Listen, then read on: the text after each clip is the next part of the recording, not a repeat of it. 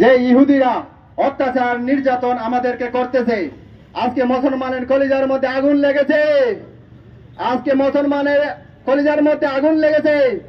এই আগুন যুদ্ধ ছাড়া বন্ধ হবে না।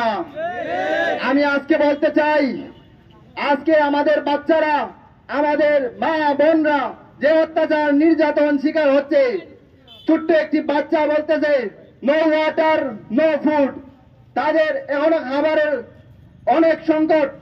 আমাদেরকে মুসলমানদেরকে খাবারের ব্যবস্থা করতে হবে, নিরাপদ স্থানের জন্য ব্যবস্থা করতে হবে, তাদের চিকিৎসার ব্যবস্থা করতে হবে।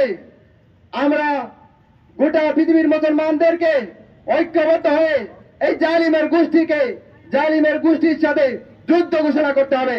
সাথে সাথে বলতে চাই, ট্রাম্প একটা বক্তব্যের মধ্যে তিনি বক্তব্য দেওয়া অবস্থায় একজন বলতেছে আল্লাহু আকবার আল্লাহু আকবার, এই ধ্বনি শুনে ট্রাম্প ভয় পেয়েছে।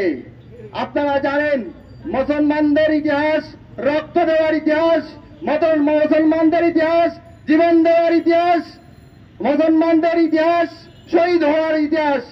আমরা শহীদ হওয়ার জন্য রাজপথে নেমেছি। আমেরিকার সাথে আরেকটা যুদ্ধ ঘোষণা করতে হবে। সাথে সাথে বলতে চাই, বাংলাদেশ নিয়ে যারা ষড়যন্ত্র করতেছেন, মোদির কথায় যারা বাংলাদেশকে আবারও ষড়যন্ত্রের যা করতেছেন, আমি স্পষ্ট ভাষায় বলতে চাই, পীর সাহেব চরমুনাইকে কঠিন থেকে কঠিন কর্মসূচি দিতে বাধ্য করবেন না, না হলে 5ই আগস্টের মতো আবারও গোটা বাংলাদেশের মানুষ রাজপথে নেমে আবারও আন্দোলন সংগ্রাম করবে, তখন আর পালাবার জায়গা পাবেন না। আমরা খালিদ বিন ওয়ালিদের উত্তর শুনে এরপরে আমার সংক্ষিপ্ত বক্তব্য এখানে শেষ করলাম। দেখা হবে রাজপথে, কথা হবে মিছিলে।